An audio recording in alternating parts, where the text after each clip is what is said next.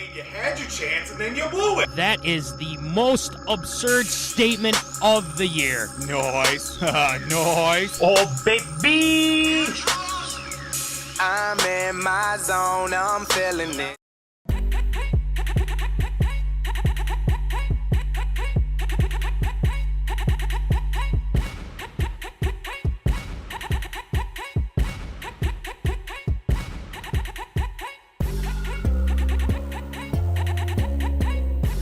Live from Rock Solid Studios in Granite Falls, it's time for MinneZona Sports, live with DJ Matty C. and Paul the Shield Vold.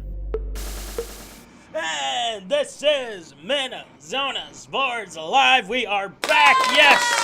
Episode 114, ladies and gentlemen. Yes, it's pretty, as the Perf Doctor likes to say, dope around here. We got a lot to talk about tonight. And without further ado, I'm your host, DJ Matty C., a.k.a. Matt Callie, a.k.a. Callie, a.k.a. Matty C., etc., etc., etc. And all the way from Woods and Shore Studios in Aiken, Minnesota, Paul Volt, the Shield. What's happening, Shield? It has been a long week already. It's barely Wednesday. I mean, it is Wednesday. It's Wednesday night, but it feels like it should be, Saturday already. God, I wish it was Saturday, but we're here.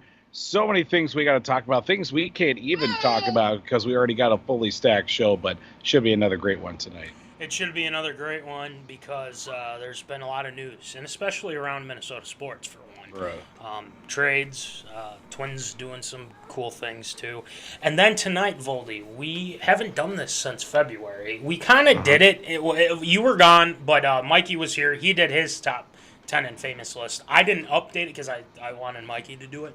But we have updated those lists tonight. So if we will unveil that after Tater Tot Hot Take, and we've made some additions, and we'll be talking about that here in a little bit. And then ARA, a lot of talk around, especially today. A lot of stuff happening today.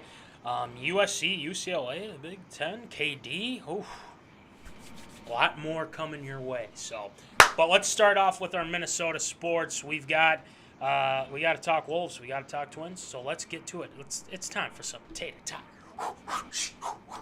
Hot Take.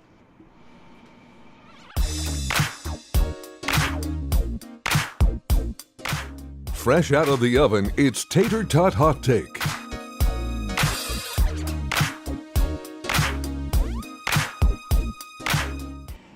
It's time for some Tater Tot Hot Take tonight. Our first Tater Tot Hot Take, the big news out of the Minnesota Timberwolves, I should say. Minnesota Timberwolves make the big trade here. A lot of things happening, especially in Utah. Utah was making some deals. Utah were making some deals. Now, why is that? As Brian Windhorst said on the social, why is that? Why are they making these deals? But anyway, the Wolves trade for center Rudy Gobert. They give up not one, not two, not three, but four first-round picks. They also give up Malik Beasley, Voldy, I hate to say it. They also give up our guy, Pat Bev. Pat Bev is no longer a Timberwolf. Jared Vanderbilt, which I will sorely miss. Leandro Bolmero. Okay. I guess. I don't know. Number 22 pick, Walker Kessler. And he was supposed to kind of be the big man next to Cat, but unfortunately, he is now traded as well. So, a big haul, Voldy, for Rudy Gobert. Three-time Defensive Player of the Year. The guy's defensively sound, 7 foot from France. A lot of people kind of felt that the Wolves got gypped in this trade. A lot of people think that they made a great trade. Voldy, which side are you on? The more I look at this trade, the fact that the Timberwolves, I should say, I don't want to say we in this one, basically traded an entire team to get one guy. I don't know how to really feel about this one just because of the fact that there is a lot of guys that they gave up for one dude. Like, if it was 3 guys for the amount of players that they trade and the picks. I mean, I'm more shocked by the unprotected picks for the next, 7 years, basically, with one every 2 years, 2023, 25, 27, and 2029 as well. I mean, that's just insane because of the fact those picks could lead to something. Those could lead to a franchise turning around. But I'm looking at it from the other side. It's like, well, the Timberwolves haven't made a trade like this in quite some time. And it has worked in the past for other teams, but for some reason the Timberwolves are the one that fall on the short end of this. I'm going to fall on the side. It's like we gave up way too much for one guy. Like, yes, he's a 3-time, defensive player of the year, but the last time he won defensive player of the year, that was, 2019, I think it was, which is like 9 years ago. It feels like it happened. It's only been 3 years, but a lot has happened in that 3 years since. But it's certainly very interesting to see. I mean, I'm on the side with everybody else. Like, what the hell were the Timberwolves doing in getting Rudy Gobert? Well, you're not the only one that feels that, because Easy A also says the Wolves screwed up again. So he's on your side on this. Now, at first, I was trying to explain to somebody, Voldy and Zoners, that the Wolves got picks in return. So I was like, oh, this is great. Blah, blah. But as I kept reading, no, they gave up these first-round picks. And I'm like, all those first-round picks for Rudy Gobert? I don't know how I feel about that. Now, I have kind of eased up on it just because I do kind of like this. Think about this starting lineup, okay? D'Lo, for now, I don't know if they're still thinking of maybe moving D'Lo. That's still up in the air. D'Lo, Ant, you have Jaden McDaniels, Cat, and then Gobert. That's a pretty solid starting five. I mean, I can't fathom to think that if they don't have success, then they're screwed, right? No, they're not. They look good. That first starting five looks good. The bench is a different story because you gave up Pat Bev, you gave up Jared Vanderbilt, you gave up guys that were cornerstones to your bench, and Malik Beasley, another guy being. But I think it was time to move on from Beasley just because he would give some energy off the bench. Don't get me wrong. I did like Beasley when we got him, but in order to get a defensive presence, they needed to give a guy like him up. Now, Pat Bev, that one stings. Don't get me wrong. And from what I understand, the Wolves, the Jazz wanted the Wolves to give up McDaniels. Wolves said, no, we want to hold on to him. And I think that's smart. Hold on to Jaden McDaniels. I think he's a blooming, very good. He's going to bloom into a great player. I really do think so. Defensively, he's sound. Offensively, he can knock down shots. He's good. So I look at that from that perspective. But the other perspective is he past his prime? The guy's 30. He is 30. Not saying that that's super old or anything, but does he still have enough to get us over the edge? And what I mean by that is to be defensively sound. And I think what they want to do, and the Wolves have struggled doing, is playing defense.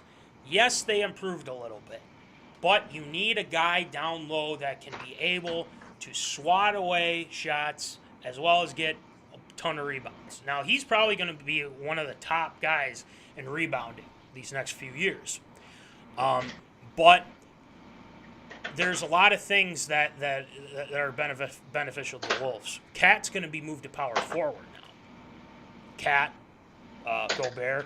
Gobert is defensively so much more sound than Cat.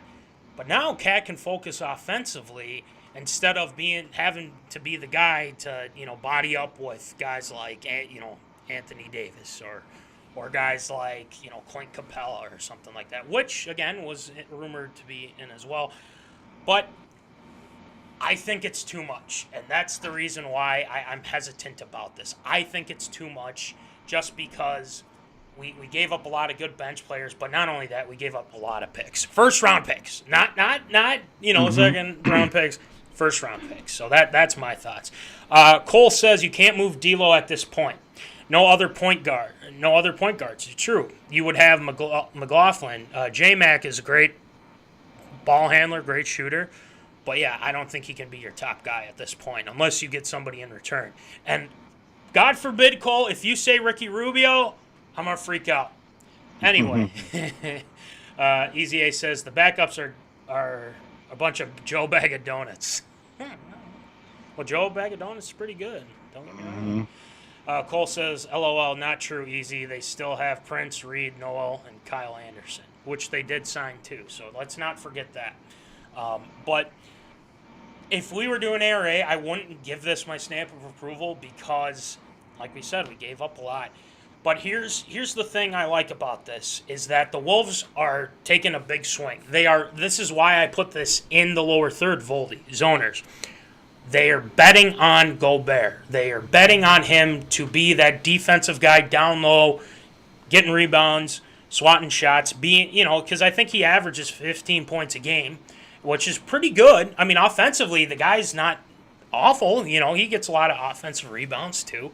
But him and Cat together, I think, can be very beneficial. So I'm feeling good about the starting five. Let's see what happens once free agency starts. So now that the Wolves have made this trade, Voldy, and let's be honest, we are starting to see the A-Rod Mark Lowry regime now, because this was a regime move. I'm glad that they're making moves and they're taking big swings. Voldy, are we going to see another splash here in free agency? What do you think? I mean, honestly, looking at it, you could see a big, for the Timberwolves specifically, no, I don't think you could see another one because they literally don't have anything left. I mean, they already gave up the 4 first-round picks over the span of the next 7 years, and I'm looking at it potentially that there are other moves to be made. The Timberwolves went all in with Rudy Gobert, the man who created COVID basically and shut down the whole sporting world within days of everything happening. I mean, I don't see it happening for the Timberwolves because then you'd have to trade away the other half of the team, which you traded the first half to begin with for this one guy. So there'd literally be Cat, Gobert, whoever they traded for it. That'd probably be it, and Ant in the mix as well. Everybody else would be gone. So as far as I'm aware, you can't play a full NBA season with just 4 or 5 guys. Last time I checked. That's true, but with all the rumors about D'Lo, and we don't know if he's happy, if he's unhappy. I mean, there's potential. I feel like there's potential. And just recently in his press conference, Gobert says he wants to win the championship here. Well, you gotta make sure you're the guy that we want. So, he was there with Utah for 9 years, and our hope is that he'll be able to be that guy. And he leads the league in rebounds. That's a positive. And one other thing I forgot to mention. This is what I would say about with Gobert and Cat. Gobert defensively is going to be sound. Cat defensively, not so much. He can, you block shots here and there, most of the time, but he's not he's not usually ground and pound. He's tried to be that way, but I think Cat can focus offensively. Now, what Gobert does well defensively, that helps. What Cat does offensively is going to help even more. Gobert doesn't, offensively he's okay, 15.6 points per game, but that's what we need him to do. And I've been preaching this ever since the Wolves have been going here, is that they need defense. So, Cole says, what would the team need to do to consider this deal a success? Win a couple playoff series, for one. I think that's pretty evident. And also, get out of the first round. Western Conference Finals. If they get to the Western Conference Finals, I think that's a pretty good success. Let's be honest, they're not going to win the NBA Finals coming up here, but they can compete, and that's the big thing. They could be up there with the top. They could be the top 4 seeds in the top 4 seeds. Not saying they'd be number 1, but I think they could get to 4 or 5, maybe even 3. I don't know, but a lot has to happen. So, but I like that question from Cole. No Ricky Rubio. Sorry, Cole. You just get over it, man. All right. So we'll see how it all pans out. We'll keep you up to date on everything Wolves there. All right, let's move on to the Minnesota Twins. Now, just today, the Twins lose 9-8 to the White Sox. Like we were talking about before, Voldy, they just have a tough time being able to sweep people. But there's one thing that that's been a good thing to see. Byron Buxton, our guy Byron Buxton. Now, why are we talking about Buxton here? Is because he's really had a great season. Mm-hmm. Hasn't been injured much. Been able to make plays in the outfield safely, not banging into walls and whatnot. But he's been knocking the freaking cover off the ball. And when this guy is healthy, he is lethal. He is absolutely lethal. There's a lot of positives here with Buxton. But right now, I want to ask this to the zoners. I want to ask this to you, Voldy. A lot of people have been worried about his durability. Is he going to be able to play? He's had injuries, in the past and whatnot. Are we starting to see, finally, Byron Buxton get over that hump of staying, healthy, being consistent when healthy as well? So do you think he's really lived up to this contract that, arguably some people think that it was too much for a guy that can't stay on the field? I mean, has he proved the doubters wrong? What do you think? I mean, I can see it from both sides, but really I think now, I'm looking at some of the numbers here from this season alone, he's already matched and surpassed his number of games played already this season that he did all of last year. He played 61 games last year. He's played 63 so far. A lot of it, because of significant injuries last year that kept him off the field. I mean, he's already got 22 home runs. He's got 40 runs driven in. He's got more hits, less plate appearances. Average is a little bit worrisome with it only being 222 right now, but he hit 306 last year in the same amount of games. The durability thing is always going to be a concern because he's going into, this is going to be his 7th full major league season, 8 years of service time in total. I mean, that's a lot of years. He's taken a lot of bumps, a lot of injuries. I mean, we're starting to see maybe not the decline, but we're at the peak, I think, right now. We're hitting that plateau of his ability in the outfield. If he can find the fountain of youth and play another 7 years in the outfield, by all means, in center field, it is all him. But maybe start looking at how things are going to have to change maybe in the next couple of seasons and some adjustments with his playing style to a corner outfield position. Maybe even a DH spot as well, because, obviously he's probably going to have to see more games in that DH spot in the near future, or maybe a couple extra days off here and there and put him into a late hitting situation. I am seeing, obviously, the last couple seasons with his playing ability increasing and, playing up to that contract that he did sign.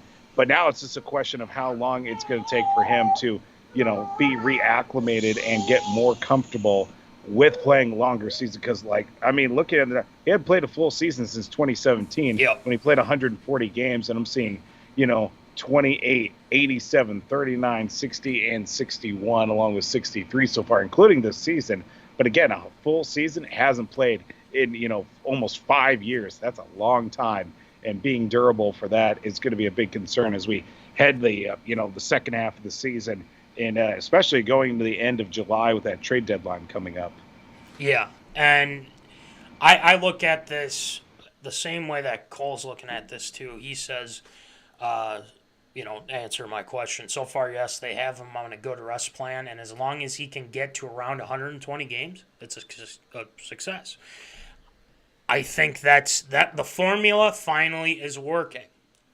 He's not banging into walls. He's not, he's not getting into those bad situations where he busts a shoulder up or his legs messing with him. I'm glad you brought this up because I was thinking the same thing too. That average concerns me.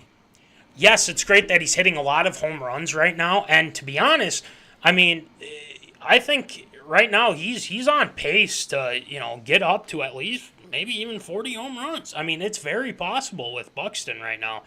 And like you said, he only played 61 games last season.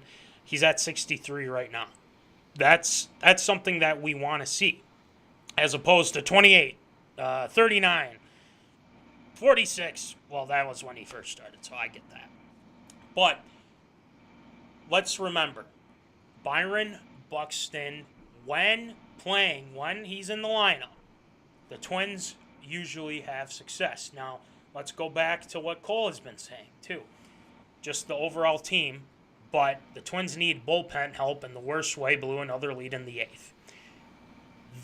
That has been a common theme with this team right now, is that they blow these leads from the bullpen. And, gosh darn it, I keep saying it, and it's true, they need pitching! If Byron Buxton can pitch, shoot, I'd throw him in. No. Anyway, Buxton, when healthy, in the lineup, you need him there. Mm-hmm. Now, granted, you're still leading the division, and the plan is working. Now, don't have him. I think it would be a bad idea if they decided to forego that plan and decide, well, we're going to play, this is how we're going to do it. No, use the formula that works. It's working. Stick to it. I think, to answer the question here, Voldy, I think he's lived up to it right now. After this season, if there's no big injury, if there's no issues that pop up from now until the end of September, then I'll be happy. And then they go to the playoffs. Let's get past the first freaking round. Please, God, for the love of God, please. This team is looking good. There's got to be some things that they need to fix, though. That is the big thing about this. And when Buxton is in, like I said, and I'll keep saying, Buxton is in, they win. Most of the time, I should say. But we're feeling good about this. If he plays 100 or more games, we're sitting pretty good. Easy A says, so basically Buxton isn't doing what Hunter was doing. LOL. Yeah, I think that's one way to put it. But I think these are two different guys. I mean, this was the top prospect for the longest time. Torrey's no different, but it's kind of like that. You see, Torrey was durable. He knew when to, not get hurt, banging into walls and things like that. Can we win a game before asking about winning rounds? No, we've been winning. We're winning the Central, Cole. What else do you want here? I just want them to sweep somebody. We want the brooms to come out, man. Come on. We want the brooms to come out for this team. But the Guardians, they're still hot on the tail. I mean, you got to factor that in. But to wrap this up, I think, like I've said, Buxton, if he stays healthy, we're doing fine. But we almost forgot about Miguel Sano. Is he coming back? Like, what's going on here? I know we're kind of shifting anymore. Here, but I guess we'll see what happens with him. LOL, my bad. Thought you were talking about the playoffs. No, I am. I'm just saying if they get to the playoffs, can we please get past the first round? That's all I'm saying. That's all I'm saying. So we shall see. But Buxton has been great this season. Let's keep it going. And before we move on to Infamous List, shout out to Jorge Polanco. The dude has been killing it. Homers left and right these past couple games. Props out to Jorge Polanco. I really like him. Really like Jorge Polanco. Keep it up. That's all we got to say. All right, let's move on to the top 10 Infamous. Voldy, we've added some. We've made some modifications. We added some. And also, before we start doing our lists, we also have a big announcement to make as well. This is huge. And this is especially for a special somebody that definitely deserves this award because we did name this after him. Just a spoiler alert. Easy A says, no, so no. I think Voldy and myself are kind of with you here on that too, so we'll see. All right, it's time to do some top 10 Infamous lists.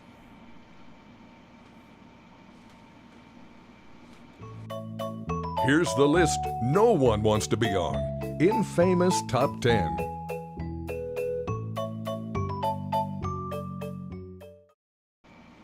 All right, it is time to talk some top 10 infamous list. Voldy, after much thought, some people have kind of been wanting us to do this for a while. And I don't blame them. I mean, I don't necessarily say that they're wrong or anything like that, but I know I've said in the past that we need to keep this person at the top no matter what, because we've done this before. Mm-hmm. But zoners, Voldy, we have made the decision that Infamous Jameis, our guy Infamous Jameis, will be nominated to the first ever Infamous List Hall of Fame to make sure that we free up that number 1 spot. The reason being is that because we feel like we need someone else up there. Okay, we do, but he has been in. He deserves to be in this Hall of Fame because we named it after him in 2014 or 2015. I can't remember when he first started with the Sports Zone. Yeah. But that is what we are going to do with Infamous Jameis. He is going to the Hall of Fame. Maybe we get him on. It's a possibility. I have the jersey sitting here. I will put it on. I will wear it. I will wear it just for Infamous Jameis. Even though he is an 8, we can still have a chat about it. But with that being said, Infamous Jameis, Infamous Hall of Fame. We'll have something special for him next time we do a top 10 Infamous list. So anyway, Voldy. Yeah. Let's start this off with our lists. And here is the unveil now. Here it is. All right. So these are our lists. Voldy, do you want to do the honors with yours, or what do you want me to? All right. Voldy, yeah, all yours. I'll go first. All right. Give me a second here. Yep, you're good. I don't know if my voice is starting to go again or not, but we are going to dive right into it here, starting at number 10. Even though I feel like he should be moving his way up the list after the last go-around, but MLB Commissioner Rob Manfred is at the number 10 spot here for our top 10 infamous list. Just continues to bastardize the game of baseball that it is by basically dancing around circles. And the fact that he had to come out and say, I think it was either this past week or the week before, saying that he doesn't hate baseball, he's trying to save it, basically is throwing out there that he has no confidence in what he's doing to begin with. If you have to address the fact that people think you hate baseball, probably means that you hate baseball to begin with. So, yeah, that's why Rob Manfred remains in the number 10 spot. Even though it was a bit, there was a lot of soul searching when putting this list together. But at the number 9 spot, YouTube TV still continues to hold I hold a deep grudge against it because of the fact that I can't watch Twins, I can't watch any of the Minnesota Wild, I can't watch in the Red Sox, can't watch the Patriots be on regular TV as well. I mean, obviously, you could try and do your whole, get the other streaming services. But at the end of the day, why can't I just watch it on the one service that I have to begin with? Why do I need to continue to get the other services for that to happen? Yes, I do have ESPN Plus, or yes, I do have Disney Plus as well. But it's the principle of the matter. If I had the one, I wouldn't need the other 3 to get the one that I need to begin with as well. YouTube TV still holds down the number 9 spot in the top 10 infamous list. Going to number 8, I should say, Josh Gordon. Again, another season where he was able to somehow squeeze onto a roster and on an NFL roster and potentially a player or 2 or a few moves away from going to another Super Bowl, maybe even winning another championship as well. The fact that he had to pawn off his Super Bowl championship ring for God knows what, doing for God knows who, doesn't put him in the greatest light of mind for myself as well. So that's why Josh Gordon is at the number 8 spot. Number 7, the NFL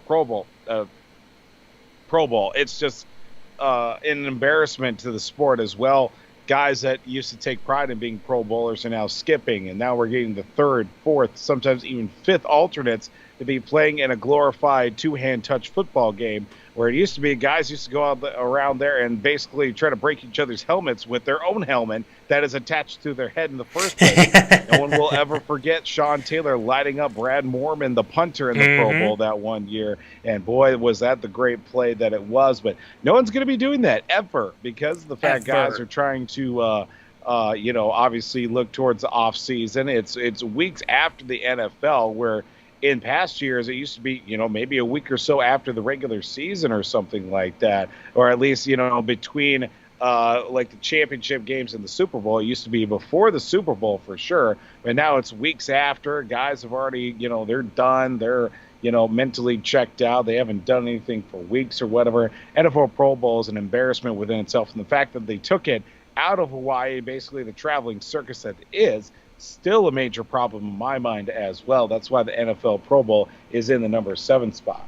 Now to the number 6 spot. I don't think we've had time to address the fact of the exploits of Sir Clantonio Brown post his glorified walk-off in New York for the Buccaneers as well, and meeting up with the OnlyFans model, I think she was, in the hotel, and doing God knows what with God knows whose money and God knows whose hotel room as well.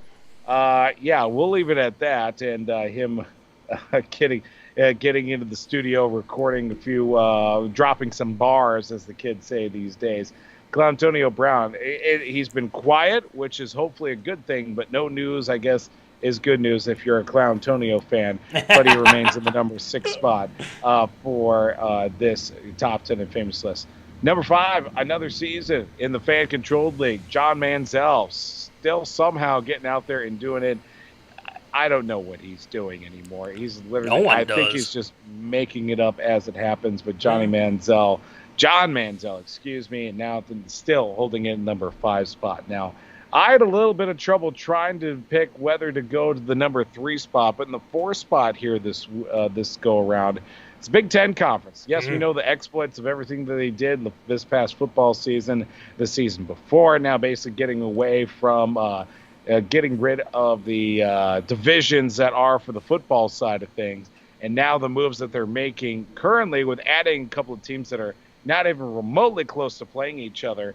We'll address that in A or A, but the Big Ten Conference in the number 4 spot. But hey, with these moves and these additions and new teams, watch out Big Ten volleyball, Big Ten baseball. There's going to be some good play right there. And I mean that in all sincerity. Like, Big Ten volleyball is great to begin with. Yeah. But Big Ten baseball is even get that extra boost as well with said teams to begin with. I got you. Number 3 spot, a lot of this still to be determined, but we're putting him in the number 3 spot, Deshaun Watson. Everything that's gone on since basically the beginning of last season to now, to the point where he's on a new team, signed a new contract, about 95% of the money that he signed for is guaranteed, could not even, quite possibly in a situation where he could not play a single down this entire season. Deshaun Watson's number 3 spot with all the alleged activity taking place off the field in Houston, now getting signed with Cleveland, and again, still could quite not possibly play a single down for the Browns this season. Yep. Number 2 spot, Urban Meyer. We go from one Ohio football player to one former Ohio coach that was in Ohio when said exploits when he was with Jacksonville took place, the incident at his steakhouse and bar, and, well, basically kicking a kicker and then losing control of an entire football facility with grown men and treating it like it was a college game as well. Urban Meyer is the number 2 spot here. And, of course, we wrap things up, top 10 and famous list. At the top order, of course, is always going to be in Famous Jameis. One last go around within Famous Jameis as well. So that's my list here this week. Great list. Voldy made some moves since, since February, since we did it. Holy crap, it's been since February? Yeah, that's what I said. Yeah. Jesus. Yeah, it's been a long time. It's been a long time since we did it. Because, like I said, Mikey was the one who did his own when he filled in for you. I think it was like in March or something like that. But he can correct me if I'm wrong. Right. So, anyway, we got that going on with Voldy's list. Here is my list. You probably have already looked at it. And please let us know who you think should be on this list as well. Let's start off with mine. We'll go from 10. Josh Gordon. And, a lot of people are wondering, like, hey, Matty C, is he eventually going to get off this list? He might. Voldy already talked about it. I mean, pawning the Super Bowl ring, had multiple chances, and whatnot. And yes, he might have had addiction, but the thing is something's got to give. That is the general consensus with him. Now, I think he might fall off this list. There have been guys. Jimmy Butler's a guy that's fell off this list. There's been a whole slew of guys that have been on this list and have fallen, and they can get back up. Now, remember that. So, Josh Gordon, 10. Number 9, Aaron Rodgers. I really haven't heard much regarding Aaron Rodgers this whole offseason, Voldy, to be honest. I mean, besides Devontae being traded and things like that, but he's been generally quiet, and I'm glad he is, because these past couple years, there's been a lot of Aaron talk. There's been, as you say, Green Bay, but he could fall off too. That it's very possible. So Aaron Rodgers at 9. Number 8, we all know. I mean, they might have to be in the Hall of Fame as well. Or you know what? Let's call it that. The shame of fame. The shame of fame, we should call it. There you go. The shame of fame. We just came up with it. The shame of fame. So anyway, we're going to probably add those guys. You all know the story. Eventually, we will have a vent session on that. Number 7, a new addition to my list, Kyrieirving. Now, you're probably asking yourself, well, why isn't he farther up? That's a great question. The reason why is because there's... I don't want to say there's truth to what he's saying, but there are some things that I can see from a different viewpoint with Kyrieirving.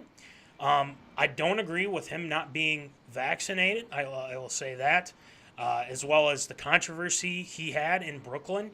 I don't care who you are. You don't have the right to act like a jackass, and especially when you sign a contract. The guy can't be trusted. And the reason why he's on this list is because of things like, I don't want to do this. I am doing things that I'm saying things that are hurting my teammates, especially during a season when they started off hot and then they cooled off and they get trounced by the Celtics. So this team was supposed to win championships, and I think Kyrie is the main reason why they didn't. So that's on him. And KD wants out now, so that's totally on Kyrie. All right, number 6, Johnny Manziel. Eventually, I feel like we'll probably have to put him in the shame of fame too. Oh yeah. But I think he probably will fall off this list just because we haven't really seen anything that's been controversial. Has he said some stuff? Sure, he said some stuff, but it hasn't been anything that's been really negative per se. There hasn't been much talk besides the fan-controlled football league, and I think he wants to keep it that way. So I give him some credit for that, but the guy had an opportunity to be a solid NFL player, and he just couldn't do it. That's just how it goes. I think Huntz was referencing, and he says he's busy golfing. He's been busy golfing. Rodgers apparently has been busy golfing. So, yeah, I like golfing too. So have fun with that, Aaron Rodgers. But good luck with your receivers this upcoming year. All right, number 5, Clowntonio Brown. Like you said, Voldy, no news is good news for Clowntonio, but it's only a matter of time. It is only Literally. a matter of time with this guy. And did we talk about this before with Clowntonio and Kanye West trying to buy the Denver Broncos? Even though hear it's been that. sold Yeah. out. I think we did mention that, and that's just absurd in itself. Oh my God, just that place would be a mess. I'm sorry. I mean, Denver would just be a mess. And that would not be good for Denver fans, I will say that. But they do have an owner now. I think some Walmart person who owns, well, I don't know. Whoever it is, we'll find out. Number 4, Deshaun Watson. Now, again, another guy that could be easily put up this list. There's a lot we don't know. There's a lot that remains to be given out. I think today, with, spoiler alert, even though you probably already know this, Baker Mayfield being traded to the Carolina Panthers, which will be an ARA, puts things into perspective on how long he might be suspended. Because apparently with them trading Baker, this could say, well, maybe it's not as bad as it seems. But something went down. It is that simple. Something went down. between, whatever happened with these masseuses and everything, something happened. And quite frankly, this is all on Deshaun Watson. And like we said, the guy could be very well a predator. So Yeah. he'll get up this list pretty quick once we find out what's going on. Number 3, Urban Meyer. You guys all know the deal. Urban Meyer, Voldy already talked about it, kicking kickers, going to bars, grinding up on co-eds, things like that. The guy just clearly thought he could just waltz into the NFL and have instant success. The guy's a bum. And it's that simple. He's at the 3 spot. He was at number 2 last time I had him on here. So be aware of that. Urban Meyer, number 2. This guy has been, we've been talking about this for the past couple weeks. Dan Snyder. Now, why hasn't he been on this list for the longest? This is the first time he's been on, or maybe it hasn't. We'll see. I would have to go back in the archives. But he deserves to be number 2 right now. The guy refuses any wrongdoing. He thinks he can get out of things. He has to be forced to go to court. You all know the deal. There's allegedly all this stuff about sexual assault, domestic violence. I mean, the organization in general is just a mess. And it's all because of one man, and that is Dan Snyder. Dan Snyder should not own an NFL team, and I will still say it. The NFL owners need to get together and get this guy the hell out of the NFL. Please and thank you. Moving on. Number 1, Infamous Jameis. The last time you will see Infamous Jameis at number 1, because we are putting him in the shame of fame. The shame of fame. It is well-deserved. It's well-deserved, Voldy. And we say this because this was named after him. The crab legs. The yelling at a student union, inappropriate language. The list goes on and on and on with Infamous Jameis. But this is the last time you will see our guy, Infamous Jameis, at number 1. He will now be inducted into the MinneZona's top 10 Infamous list. Shame of fame. So there you go. There's our list. Let us know what you guys think. If you guys think we need to add people, or if you want to make your own list, send it to us, because we will put it on the show for the zoners. So, Voldy, what are your thoughts on my list? Zoners, I asked that to you too. What do you think? I think it's a pretty solid list. I just completely spaced on the fact Dan Snyder, just because of how absurd it is that he hasn't been on it. And if this is the first time that he's been on, so be it. And if it isn't, then, well, where the hell's he been this whole time? I know. Yeah, definitely holding it down in the number 2 spot for sure. Hopefully soon to be the number 1 spot as well. I think that's very possible, but he's got competition with Deshaun.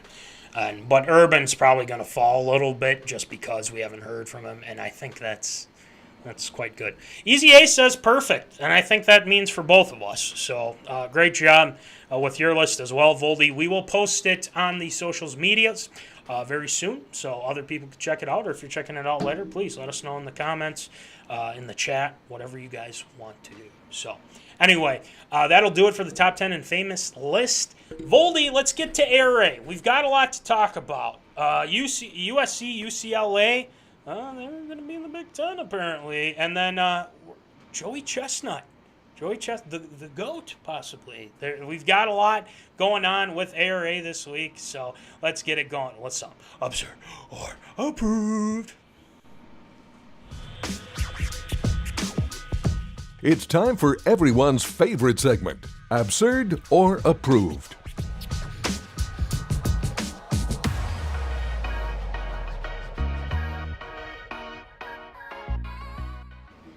All right, Voldy Zoners, it's time for Absurd or Approved. So, Voldy, why don't you rattle them off for us, please? Well, the Big Ten and the Pac-12 are looking in opposite directions of the numbers that are designated with their programs and their conferences as well. As was announced Thursday that USC and UCLA, 2 of the Pac-12's flagship programs, were notified that their application to join the Big Ten had been accepted. Schools will begin playing in the Big Ten Conference, which I believe is now going to be in total 14, maybe 16 teams starting in 2024. Now, the Big Ten said in the statement that the vote was unanimous with the conference presidents and chancellors that met on the addition of the 2 schools this past week as well. Now, seeing of the fact that you get USC and UCLA to go along with other schools on the other side of the country, of course, you get Maryland, you get Rutgers in the mix that came in a few years ago as well. The Big Ten Conference now going coast to coast, while the main hub of their teams concentrated in the Midwest to the upper Midwest area as well, with kind of Penn State on the in Pennsylvania, obviously as well. Looking at the entire grouping of how USC and UCLA get into the mix, with them joining the Big Ten, and the big question that is leading this, and other factors that are leading to it as well, is it absurd or approved? Would this move, USC and UCLA going to the Big Ten, be the move that leads to the dissolving of all conferences in college sports? That, I think it is. And the reason why I say that is because now all these other schools are leaving. And the reason why that this is happening, and this isn't something that I'm, necessarily saying that this is big. This is big. The super conferences are going to be a real thing, I think. It's the East Coast, the Midwest, now the West Coast, which is insane to think about. I mean, oh my God, that's insane. But it's got my stamp of approval. Now, this isn't just for football. This is all across all sports. So now, I mean, you look at the NCAA or the basketball landscape. I mean, now you're adding 2 more pretty good schools at basketball as well. I mean, football, USC, UCLA, yeah, to an extent. But now this is going to be interesting to see how these other schools adjust to these guys being in the conference. I think the Pac-12 or Pac-10 or whatever you want to call it is dying, and I think that there's going to be more schools that are going to follow its lead. But not, like we said, this doesn't start till 2024. Kevin Warren, former used to be with the Minnesota Vikings, he said the unanimous vote today signifies deep respect and welcoming culture our entire conference has for the University of Southern California under the leadership of President Carol Folt, and the University of California, Los Angeles under the leadership of Chancellor Gene Block. So it's very welcoming, and apparently Kevin Warren's fighting to survive here. And, we give him credit because, he's a Minnesota guy too. It's got my stamp of approval. It brings a lot of, competitive, even more competitiveness here with the Big Ten. You add in with basketball, football, the whole shebang. This is going to be interesting. Now, I want to see the Gophers take on USC. I think that's, we've seen it before, but I think it'll be interesting. But I think it's got my stamp of approval here, just because I think that, this is a means of surviving. And they made the right move at this point. Hunt, before I get to you, Voldy, Hunt says must be mandatory that USC and UCLA play Minnesota and Wisconsin in December for football every year. Yeah, I'd say so. That'd be fine. That'd be fine. Let's do it. I stamp of approval. Then he also says still not close to the SEC, which is true. SEC is a powerhouse conference, let's be honest. But Big Ten is they're adding more, and it's a means of survival. So, Voldy, before I ask you what your thoughts are, I ask you this too: is the Big Ten still out of the Power 5, like you have mentioned before? What do you think? I mean, it helps when you bring teams and programs like UCLA and USC into the fold, but I still think they're on the way. I think they're still out, even though the Pac-12 is dying. Like the Pac-12 is, they were on the same level with the Big Ten for a while. So, I mean, sooner or later, it's going to be it's going to be the Power 4 conferences. If there's going to be any of that happening, because we already know the Pac-12 is slowly declining, if not already on its way out, dead to begin with. Sure. But yeah, what are your thoughts? Surter approved. Yeah, I mean, to address the thing with Kevin Warren, too, of course he's going to be accepting, loves it, because it's only going to pad the stats in his pocketbook and make him look even smarter with bringing in USC and UCLA. They got millions upon millions of dollars coming into those programs with the alumni, with the connections at every single level of activity off the competitive field as well. Of course, USC has a great, film and TV program too. Many, celebrities, actors, directors have come out of those programs too. I see this as a benefit. The football side, obviously, that's the big thing that gets the most attention. That's going to be an added little wrinkle to see some new rivalries that come out of it as well. But like I had mentioned as well when we were talking earlier with USC and UCLA, I mean, this is going to bolster a whole bunch of different programs. The volleyball schedule is going to be jam-packed with great matches throughout the year. Baseball is also going to get a nice little boost, especially for some of these teams, like Minnesota, like Michigan as well. They get to go out to, Southern California for a weekend series, or maybe stay there a week and a half, play one series against USC, the next one against UCLA before coming back to the crummy Midwest and maybe see if the game gets played at a certain time or a midweek series or something like that. It is a great benefit, but talking about whether this is going to lead to the dissolving of the conference, look, we already know the Pac-12 is dying.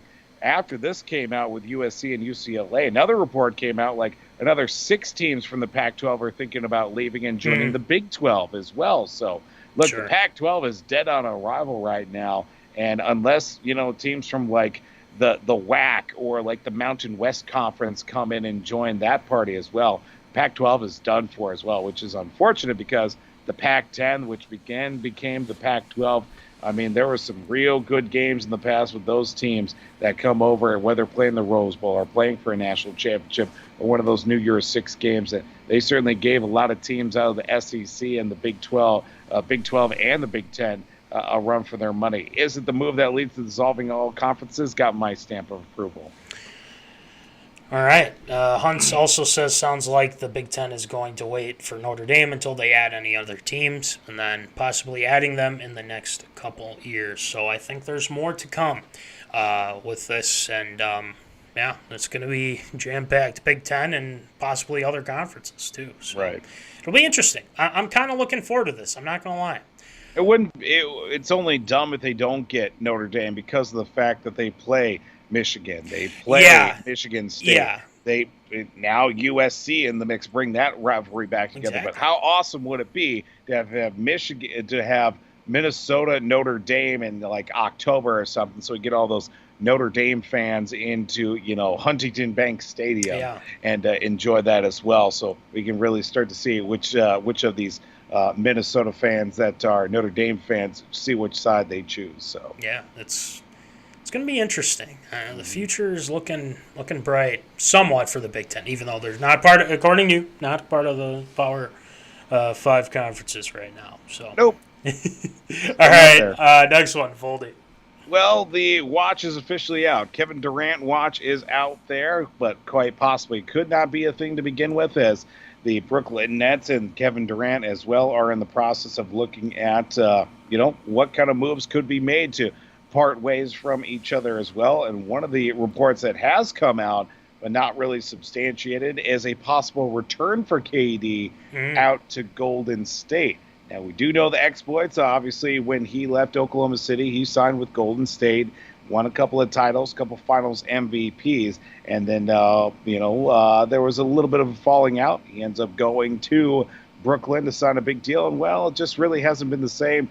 On the other side, Golden State's never looked back, obviously, with them winning another title this offseason as well. But looking at the situation, too, because, coming off a title, a lot of players that are a part of the Golden State roster are either looking for big extensions or even new contracts as well. Looking at potential players like Andrew Wiggins, Jordan Poole, looking at their contracts extensions. Guys that are possible trade chips as well. Jonathan Kuminga, James Wiseman, Moses Moody as well. Those could potentially lead to a nice little trade package with those guys in the mix as well. is it absurd or approved with this situation? Could Kevin Durant land back into Golden State's hands again? I'm going to say absurd. And the reason why I say it's absurd is because let's not forget that KD had a falling out. And he had a falling out with Draymond, and which, I understand. Have they made up? Maybe they have. And if they have, fine, that's cool. But let's not forget that there was, I think he always kind of felt like he was the guy, but they also thought rightfully so, that Steph is the guy. And he is, to some extent. And there were a lot of back and forth with Draymond and KD and whatnot. They won the titles. And like you said, they'd have to give up a lot to get Kevin back. But I think it's unlikely, very unlikely, I'd say, and I don't think it's going to happen. But let's not forget that KD, when he's making these decisions, that it's not something that you'd probably expect. Because I think with OKC and how that went down, we didn't expect him to go to Golden State. I don't think we expected that whatsoever. But this time around, I don't think time heals all wounds. I think championships do. Championships do. Yeah. I mean, yeah, don't get me wrong. It's very possible. But shoot, the Warriors have won without him.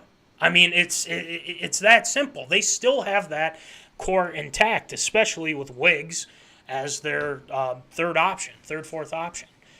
So there's a lot to factor into this. And Hunt brings up the point of he's gone off the grid. Players have tried to reach him, and he's not answering. Well, he could reach out to us. We asked him to come on the show and explain this whole come on the show, situation. KD. Talk it out. We've asked him. We asked Kyrie. Is Kyrie doing anything? He signed that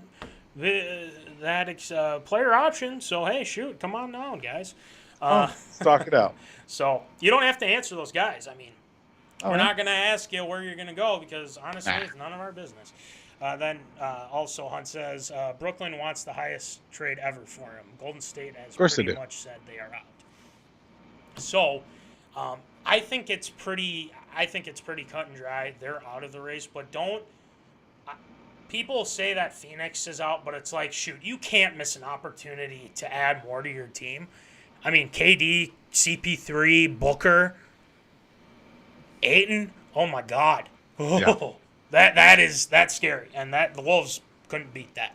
Let's be honest. But still, I think Phoenix is a viable option. But other than that, I can't really see anything else. But hey, I'm not saying. But if they want to make another big splash, the Wolves could maybe just make a call and say, "Listen, man, we could give up the farm." But technically, we already did that with the Gobert, so there's not much left. But that won't happen. We all know that won't happen because it's the Wolves. But anyway, I think it's absurd that he'll land back in Golden State. Voldy, what do you think? Look, I want to say it's absurd, but at the same time, I've seen weirder things happen. Like, it seems like one of those where it could be where the stars kind of align. Like, it's just completely absurd to the fact, like, nah, there's no way this happened. They just won a title. Why would they give up, half of their roster that won them a title for a guy that basically nobody likes to begin with? It's like, look, I've seen weirder things happen. I'm gonna get my stamp of approval. It's kind of like one of those weird things where everything kind of lines perfectly. Like, you got some players that want contract extensions, but they're gonna get too hefty of a price as well. Well, might as well ship them to a different team. Let them be somebody else's issue. You got a couple of pieces in there as well for a couple of guys that are up and coming that can maybe spread their wings, or nice trade pieces as well. Might as well go get a guy that won you 2 titles in 3 seasons, a handful of years ago. Again, the whole Draymond situation as well, basically pushing KD out of Golden State. Like it's been said, time doesn't heal all wounds, but again, championships do as well with, with getting the 4th title for Draymond as well. I want to say it's absurd. I want to say it's approved, but I really can't say it's either because of the fact, look, anything can happen. We've seen anything happen, and we'll talk about it here with our next story with it as well. So I can't even give it a stamp of approval or saying it's completely absurd. All right. We're going to leave it out there for people to put out. But I just, if it happens, I'll be nominated for absurd statement, and that's fine. I'll take that. Apparently, the Wolves have called multiple times, and Brooklyn wanted Cat or Ant to start the trade talks. Well, I'm not giving up Ant. Nope. Cat, I think there could be some room there, but I still do like Cat. Phoenix is a top suitor. Ayton would be the main trade piece, which would make sense. It'd be hard not to give him up in order to get KD. They're going to ask for a lot, so I just don't see that happening. The Wolves will give you D'Lo, maybe. I don't know. Work something out? Nah, probably won't happen either. Anyway, we're staying with the NBA. So next one, Voldy. Yeah, we stay with the NBA for this one, with everybody getting max contracts. 4 or 5 years, 2, 3, $500 million contracts as well. I just signed a 7-year deal worth $398 million to sit on this recliner and talk to you for the next time period as well, with my max contract as well. Well, another one that's gone out, New Orleans Pelicans star Zion Williamson, agreeing to a 5-year, $193 million designated maximum rookie extension that could earn him as much as $231 million as well. Because, if Williamson makes the All-NBA team or wins MVP or Defensive Player of the Year next season, that would trigger the Supermax Escalator clause. I never thought those 3 words would ever be together. That could end up a total to $231 million with the extension as well. So basically throw a couple, another $40 million if he does basically any one of those things this coming season. And it does bring to the fact, that's easy. It's Zion Williamson. Guy hasn't played in almost 2 years, it feels like, if not 7 years at this point, with the, injury, but then being held back from not playing in games due to said injury. Is it absurd or approve the risk of a possible $231 million extension for a guy who hasn't played in almost 2 years in the NBA? It is definitely, I want to say this, it is definitely concerning. And the reason why I say that is because there have been guys that we thought were going to change the game. And a guy being that, let's just say Greg Oden. Not saying that these guys are, Zion's a once-in-a-lifetime type of player. But he just, his feet, he had a lot of injuries, things like that. The Pelicans are trying to make this work out for both sides. Has Zion's been somewhat unhappy? Sure. But let's not forget that he needs to work on getting back, put in the work. And, people, I think there was talks that he was overweight. He was not he wasn't doing what he was supposed to. But it seems like he's back on track now. But if you're John Morant, if you're the Grizzlies right now, you're laughing. Because, John Morant's been doing amazing things for the Grizz here. But with Zion, he's got to prove it. And there's a lot of, like you said, Voldy, there's a lot of incentives here for him to prove that he is still that number 1 pick. He has the ability to do that. He really does. He's got to stay healthy. He had a great rookie season, averaged 22.5 points per game. There's a lot of hope with that, but you have to keep the guy happy, because there was a point in time where he was not liking what they were doing with him. Now you might just say they totally overpaid. They should have just traded. They just said, forget it. You don't give up on a guy that's going to change the game. The guy is massive. He can get to the basket. The guy can shoot from 3. He does it all. And that's something that you want to see from a guy like that. And, he can still be that guy coming off this injury. Now, with the Pelicans saying, here's your deal. We want you to prove that you're still that guy. This could be very good for the Pelicans, or this could be really bad. But I'm going to go with the upside on this with Zion, because I've seen the guy play. I've seen him play ever since he was in high school, too. And everyone has seen what he can do. I think he can get back to that point, but it's going to take time for him to get to that point, because this foot injury isn't good. I mean, let's be honest. This is something that needs to heal over time, and it can be tricky. It can be tricky as well. But if they're wrong about this, and if Zion doesn't live up to expectations, oh my God, that's going to set this franchise back a long, long time. So, I'll say this: it's got my stamp of approval, but it's not a boom. It's a just stamp. Mm-hmm. That's it. Just a little stamp. That's how we're going to put it. So, Voldy, what do you think? It's got my stamp of approval mostly because of the fact, what else does New Orleans got to get going for them? True. Like, yep. Brandon Ingram, sure, they couldn't get it figured out with Boogie Cousins back in the day as well with them too. But you need your big man, and the fact that he hasn't played in almost 2 years, but was putting up 20 points and shooting 50% from the field and getting almost 8 rebounds a game, that is certainly a nice little feather in the cap. Isn't going to be the same Zion when he comes back as well. Obviously, you've seen the pictures of him dunking on middle schoolers in the Y gym, or basically denting floors on his way up for dunks as well. I mean, it's still Zion, he's still there, but getting back into conditioning shape as well for the long season ahead, that's another thing to be concerned of as well. But $231 million, that's going to make somebody possibly happy as well. At least $193 million, with the possibility of it being $231 million as well. I have no problem with that if that was me, but I feel like Zion's going to be just fine as well. It's got my stamp of approval as well. Hunt says, when healthy, he's a beast. The contract is great for them. So, yeah, I think it's good for both sides. We'll see how it goes. And I want to also say, too, before we move on to the next one, shout out to all the zoners tonight. We're almost up to 30 views here, so applause to all of you. Shout out. Let us know who's tuning in tonight. Let us know who's I don't tuning know. in. I don't know. I got the stats. I'm just reading off what we got here. But if please chime in, say hello. Even if you don't, what up? say what hi, up, say zoners? We'll throw a shout out. So thank you to all the zoners for tuning in here tonight. But we still got more to go. So next one, Voldy.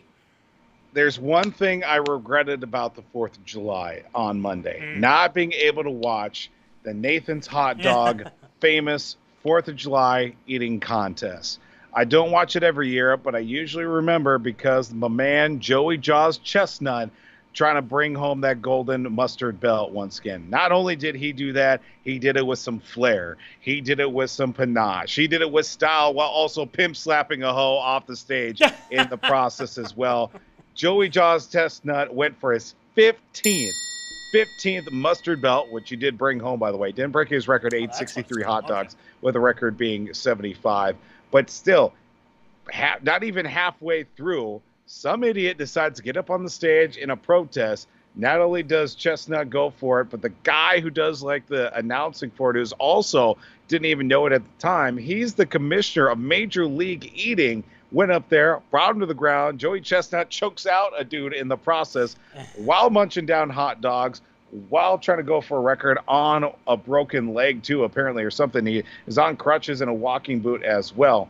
But you look at the accolades, of course, 15 belts ago, he was a nobody. It was some guy coming up in the hot dog eating scene, trying to take down the giant that was Takira Kobayashi as well. May he, whatever he's up to nowadays, out of the hot dog eating circuit as well. But still, that matchup in the early goings, man, Chestnut and Kobayashi was awesome to watch in its heyday for the hot dog eating contest every 4th of July. But 15 championships later, can we say, with all respect, Joey Chestnut, absurd or approved, after winning his 15th hot dog eating contest championship, solidifies his status as the GOAT? Yes, it does. It does solidify 15 championships. The guy, there is nobody that has been able to beat him. I mean, it is insane. I think his record was 73, wasn't it, or something like that? 73. 73. Okay. 75.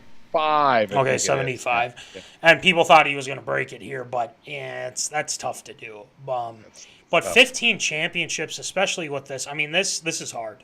I mean, let's be honest. This is hard, and it takes practice. I mean, the guy doesn't have a stomach. He can, if he's, eating that many hot dogs during that time, I mean, how isn't he the GOAT? And he's got 15 I mean, shoot, where do you put all those championships? I mean, that's my next question. Where do you put all those championships? But I think he solidified himself as 76 on the record, 76. 76, okay.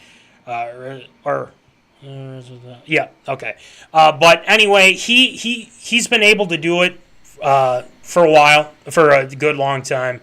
And he deserves it. I mean, he honestly deserves it. And, it's if he adds more to the case or how many cases he's got, I mean, we'll see. But Kobayashi was another guy. We all thought, Kobayashi's going to be the GOAT, blah, blah, blah. But I think Chestnut is taking over now. So, yeah, he is the GOAT. Stamp of approval. Voldy, what do you think? I remember the first time that Joey Chestnut won the championship. They had to go to a 10-dog eat-off. Yeah, okay, yep. For the first time that he had won the championship to take down Kobayashi as well. That's when it all went to decline as well for Kobayashi, unfortunately. But if you've seen the 30 for 30 documentary, The Good, the Bad, and the Hungry, it kind of explains a lot of that as well. I liked Kobayashi back in the day. To me, he is greatest of all time as well. But 15 championships speaks for itself, and the fact that he continues to do it and not even just win by a little, he is housing the competition at the same time while housing these dogs as well. I mean, if you don't consider Joey Chestnut the greatest of all time, you're doing yourself an injustice to basically all the GOATs of GOATs as well. But in my mind, stamp of approval for Joey Chestnut being the greatest of all time. And shout out also to Badlands Booker for winning the lemonade chug once again on the 4th of July. Ooh. That dude housed some lemonade on the 4th of July. Yeah. I wonder how that training is. That's my question with lemonade. Oh, boy. Drinking a lot of lemonade there. And hot dogs, I definitely couldn't. I think it was like he drank, whoever drank it the quickest or something like that. Like he just set a world record a couple weeks ago of like drinking 2 liters of like lemonade in like, I think he did it like 10 seconds or something like that. I don't know. It was like insane, it was like man. 18 seconds or something like that. It was something ridiculous. We'll look it up. We'll look it up. Let us know. If the zoners know, let us know. And we hit 30 views, by the way. Shout out to the zoners. We appreciate it. All right. Last one. Voldy, hit us. Well, this story took a very interesting turn from when I was looking at it last night as well. This was basically going to be talking about Baker Mayfield and the Browns and how their relationship, have they both moved on, and basically saying, well, is Baker going to get traded before week 1? Well, as of now, 7 hours ago, yes, he was going to get traded before week 1 is the answer. Cleveland Browns agreed to trade quarterback Baker Mayfield to the Carolina Panthers on Wednesday for 2024 conditional draft pick. Not even an actual draft pick. This is basically trading him for monopoly money in the washing machine, basically, at this point. Panthers are going to pay him $4.8 million of Mayfield's salary, while the rest of the money is going to be paid by the Browns as well. It's just even hilarious to even look at because of the fact that the whole offseason for the Cleveland Browns, their whole quarterback situation is going to basically boil down to you sign a guy with so many legal troubles while the other guy that got you to the postseason the first time in 20-plus years, you guys are basically having like a teenage girl tiff over the fact that you think one's prettier than the other or something like that, or something ridiculous, because you guys won't grow up and basically sit down and say, look, here's what the issue is. I'm not happy. You're not happy. What can we do to both be happy? With both of us in that relationship as well. But looking at it now, Baker is going to be going to his second team, and well, this is going to be, I think, going into his 5th NFL season, I believe. Is it absurd or approved? Right. Now with Baker going to Carolina, is he going to have more success in the Browns this upcoming season? Absurd or approved? Oh, that's a great question. We knew this was going to happen. I mean, it was only a matter of time. But I also want to add in, and I said this during Infamous List, is that I think the Browns know what the outcome of this whole Deshaun Watson thing, and I think that's why they made this deal as quick as they could. But this, I don't think him playing if Deshaun was out for the year was an option. Now, the reason why, I don't know why they were holding on to him for that long. It didn't really quite make sense to me. I'll add that Baker is a guy that we've seen good things, but we've also seen some terrible things. Like this past year, yes, he had the injury. I don't necessarily believe in Baker, even with like a healthy offensive line, even with it. But I will say that in this situation, you have Christian McCaffrey, if he stays healthy. Yep.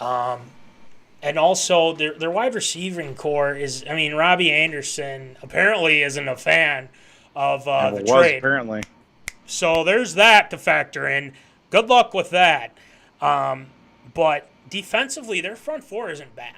So I think we're going to see something interesting. Matt Rule is going to hopefully make this offense better with Baker. But I'll ask this to the zoners. Who would you rather have right now? Would you rather have Baker or would you rather have Sam Darnold?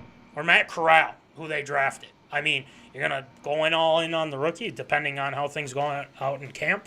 This is the right deal for the Panthers, and I believe this deal was going to happen possibly during the draft or before or after or whenever it was.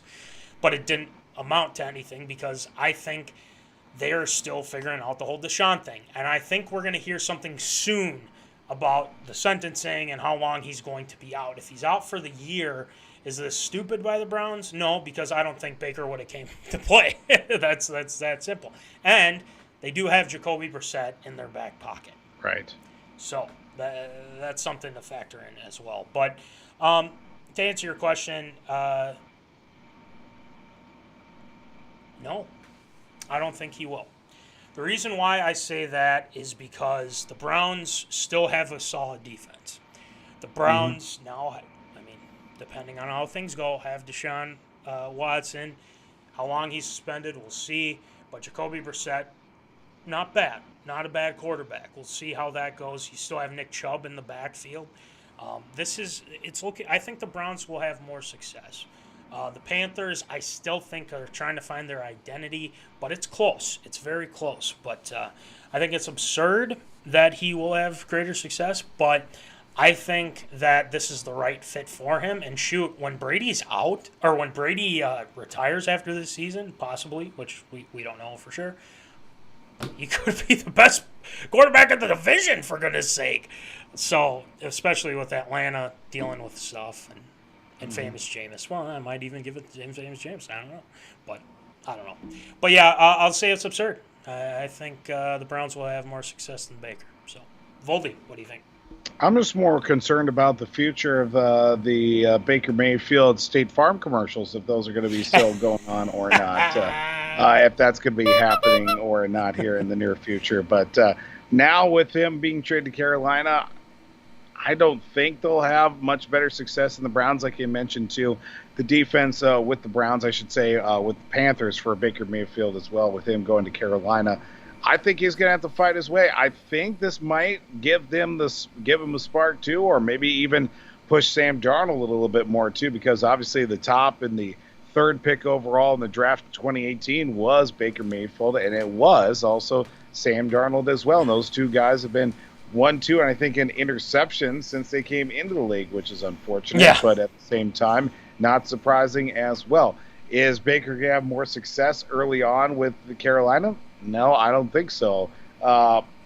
It's hard to put any stock and any faith really into the Browns. Look, don't let the get-up fool you. This is just for the Case Keenum jersey as well. The Browns offense, obviously, they do have Kareem Hunt, and they do have Nick Chubb as well.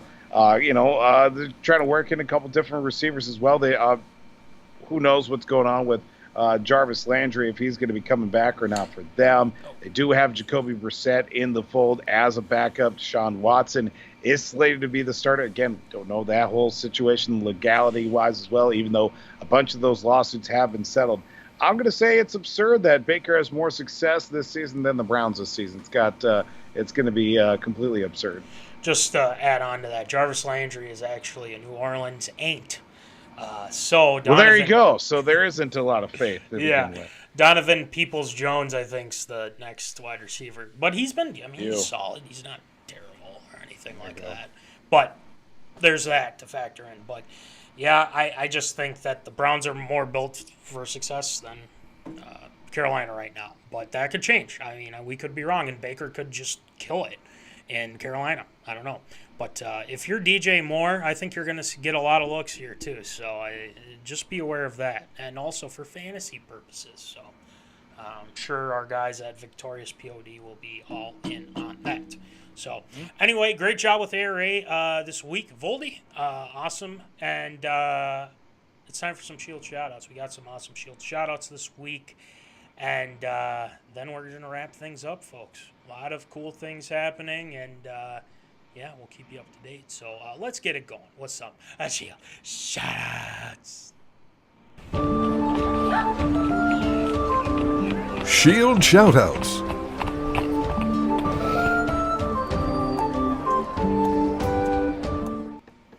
All right, Shield, who ya shouting out tonight? Well, first I have to give a big Shield shout-out, of course, to creative consultant for the program, Mrs. Sarah Ann Toosvold, for the find of the week. She knows my love for Star Wars, and obviously for the certain character of the show, Boba Fett as well. Book of Boba Fett that's been on Disney Plus for some time. Mm-hmm. The character herself, played by Tamara Morrison, who has reprised his role as Boba Fett. Well, she went and up a little bit of something this past week as well. Boba Fett bobblehead pop Funko. It is a glorious sight to have. Goes well with my little Boba Fett little Bluetooth speaker. Oh, look at that. Well. Put that in the shrine as well. Case loves that little Bluetooth speaker. So that's going to go right over here into the shrine as well. So big Shield shout out to the missus for that. Also big Shield shout out to Mike Greer, former NHL tough guy, now going to be GM for the team he used to play for it in San Jose Sharks, becoming the very first black GM in the NHL. So big shout out to Mike Greer. And apparently, when all of this has been going on over the last few months, former Minnesota Lynx basketball player Maya Moore and her husband Jonathan Irons, who she helped get out of prison for wrongful conviction, apparently they had a baby and was actually born back in February. So congratulations to one of the GOATs in basketball, and also for Minnesota Pro Sports, Maya Moore, for the birth of a child as well. Congrats to them. That was confusing and interesting to find out, but hey, if they're happy, that's great. That's going to do it for Shield shoutouts this week. We love it.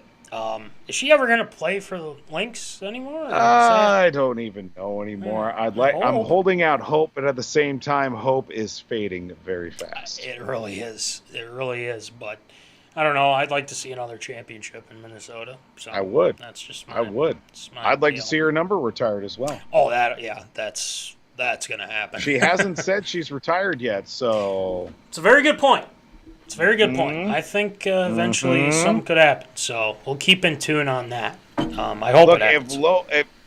I forget who was that disgraced Olympic sprinter who decided to play in the WNBA. Forget like Lolo Jones or something. Oh, like she could play basketball at 34. Right. Maya Moore can come back and just slay the competition. Oh yeah, no I doubt. Think she's. I don't think basketball has passed her by. She knows. She's one of those players that can do a lot. So hopefully, fingers crossed. So, yeah. Anyway, great job with Shield shoutouts this week, Voldy. And as we like to end our show, we also want you guys. We encourage you to buy some merch. We've got some merch, people. We've got the shirts, $20, $5 shipping. And also, if you're like, I kind of want a hat. It's getting a little... We got hats. Papa Callahan actually was wearing one over the weekend. And as Voldy's wearing one right here, the MinneZona hats. $20, $5 shipping. We still have some left. So if you want one, let us know. we'll get you set up on the Venmo and or PayPal. So we'll have that going for you. We got the snapback with that too, in case you are wondering. So we got that, and then also our limited edition shirts. We still have some of those left. So if you guys want them, we have them available, and everyone who's got them has loved them. So if you want our limited edition gray shirts, we'll set you up. We got it for you. We have 2 extra larges available, if I'm not mistaken. There we do. So they're legit. And also, if you're like, well, maybe I want something a little bit different. Oh, we got some good options here. We got some stickers. $3 for the big ones, $2 for the small ones. They're fantastic. Thank you to Crown Rental, Tyler Knutson, National Fleet Graphic for the stickers. They look awesome. We couldn't do without those guys and whatnot. And also, a couple of shout-outs and for our guys, W2 Performance, Will Rattel. Check out www.w2performance.com for everything regards to that. Shout out to our guy, Will Rattel. Shout out to Jack O'Keefe, Jack's Junkyard. Breaking Into the League with Sam Gabrielli, Ryan Martin, available on Spotify, Apple Podcasts. Make sure you check our guys out there. And then, of course, the victorious P.O.D. with Ryan Walters and Jack Vickers. Fantasy season is approaching. The fantasy football season is approaching. So make sure you guys are ready for when that day comes as well. So anyway, that'll do it for episode 114. Thank you to all the zoners who have tuned in. I mean, we had a lot of uptick. Unfortunately, we're off next week. Your boy is out. Yeah. But we will be back. There's going to be more news. Vikings training camp is coming up very soon. A lot of twin stuff going on. The Wolves might be making moves. There's going to be a lot to talk about when we get back for 115. So until then, remember, as always, folks, keep in the zone. Oh. Thank you for watching MinneZona Sports Live. Join us Wednesdays at 7 p.m. for live show broadcast. And as Voldy likes to say, follow us on all the socials medias.